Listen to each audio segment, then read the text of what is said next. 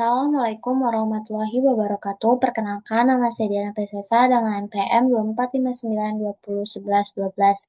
Pada video ini, saya akan menjelaskan beberapa penelitian tentang sistem informasi akademik berbasis web, mulai dari analisis kepuasan pengguna, kualitas layanannya, sampai ke implementasi sistem akademik.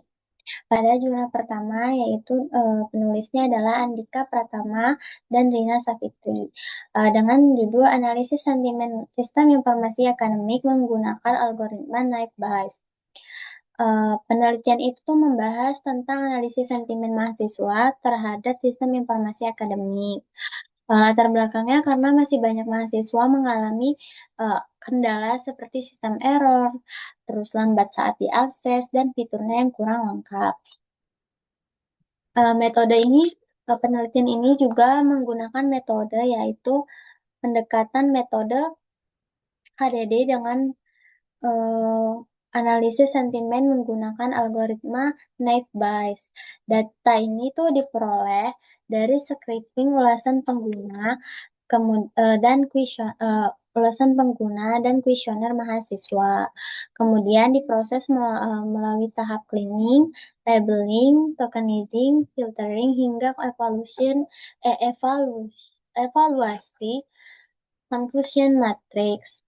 Kemudian ada hasil dari penelitian ini adalah menunjukkan bahwa sentimen negatif itu lebih banyak dibandingkan sentimen positif.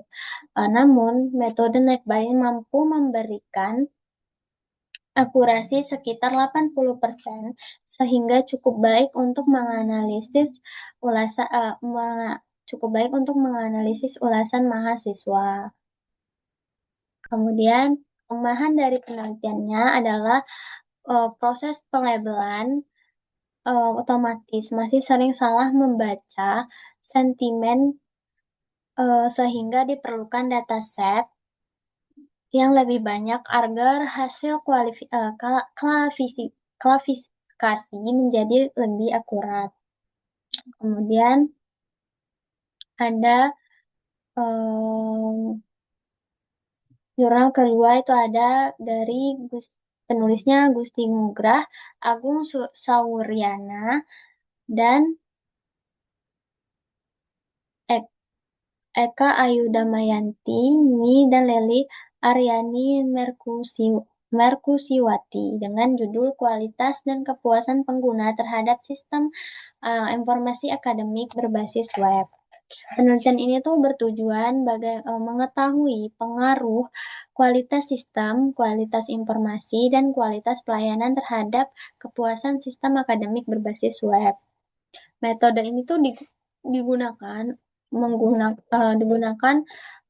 kuantitatif dengan survei kuesioner kepada mahasiswa, dosen, dan staf akademik. Analisis datanya itu menggunakan metode SEM dan Structural Equation Modeling.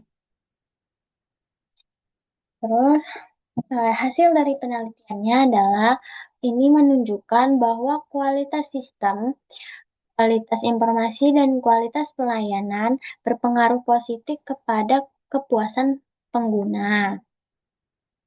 Artinya, semakin baik sistem dan layanan, maka pengguna akan menjadi lebih puas dan semakin puas.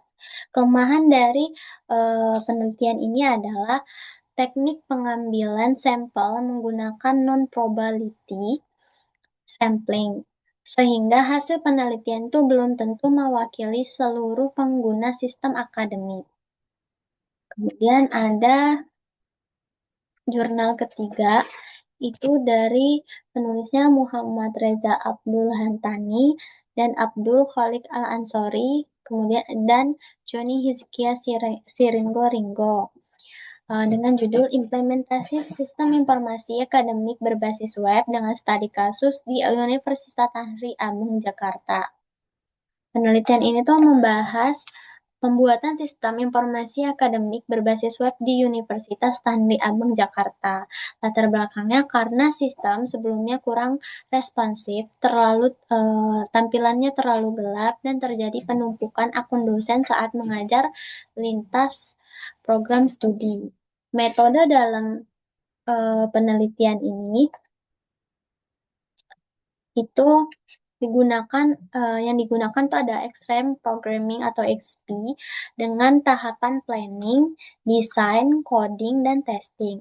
Sistemnya itu dibangun menggunakan PHP, MySQL, HTML, CSS, dan JavaScript.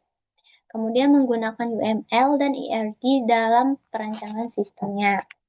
Nah, hasil dari uh, penelitian ini tuh menunjukkan bahwa sistem berhasil membantu pengelolaan data akademik seperti KRS, absensi, nilai, dan materi kuliah menjadi lebih cepat dan efisien. Pengguna juga menilai sistem mudah digunakan dan nyaman. Kemudian, kelemahan dari penelitiannya adalah sistem masih perlu dikembangkan, terutama pada pengelolaan kelas lintas program studi agar tidak terjadi penumpukan data. Kemudian ada di jurnal keempat, ini dari penulis Yuni Septiani dan Edo Aribel dan Rizal Diansyah, Jurnal Teknologi Open Source tahun 2020 uh, dengan judul Analisis Kualitas Layanan Sistem Informasi Akademik Universitas Abdurrah terhadap kepuasan pengguna menggunakan metode SurfQual. Penelitian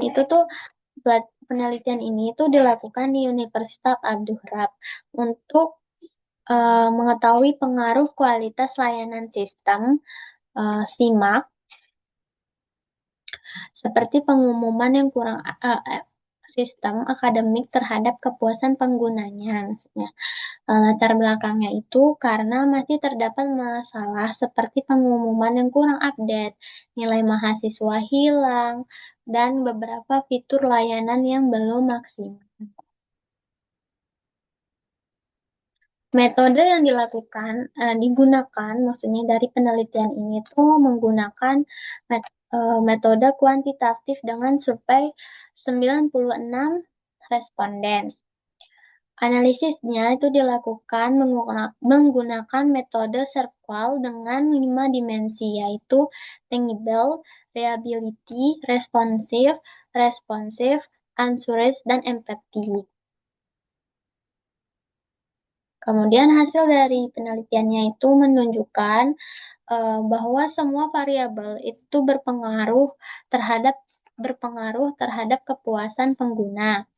Dari variabel 4 memiliki pengaruh paling besar, yaitu 44,8%.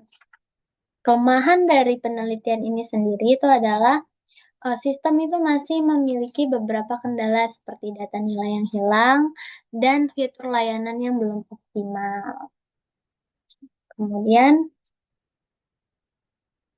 jurnal kelima dengan penulis Andi Nurul Istiqamah, Maharani Aulia Cisade, Jessica Julianti Natalia Kamasi, dan Haryono, jurnal tahun 2024 dengan judul Efektivitas Sistem Informasi Akademik (SIAKAD) dalam mendukung proses pelayanan mahasiswa di Fakultas Ilmu Sosial dan Ilmu Politik Universitas Tadulako. Penelitian ini tuh membahas efektivitas sistem akademik atau SIAKAD dalam mendukung pelayanan mahasiswa di Fakultas Ilmu Sosial dan Ilmu Politik Universitas Tadulako. Latar belakang penelitiannya itu karena masih adanya kendala saat mahasiswa mengakses SIAKAD, terutama ketika pengisian KRS dan penjadwalan mata kuliah. Selain itu, sering terjadi server down dan akses lambat sehingga pelayanan akademik itu masih belum berjalan optimal. Kemudian pada penelitian ini ada metode pada penelitian ini menggunakan metode deskriptif kualitatif. Pengumpulan data itu dilakukan melalui observasi, wawancara, dan studi pustaka. Analisis data menggunakan model Miles, Huberman, dan Sandana, yaitu kondensasi data, penyajian data, dan penarik kesimpulan atau verifikasi. Kemudian hasil dari penelitian ini tuh juga menunjukkan bahwa sistem siakap itu cukup membantu mahasiswa dalam pelayanan akademik seperti pengisian KRS, akses informasi akademik, jadwal kuliah, dan pengelolaan data mahasiswa secara online.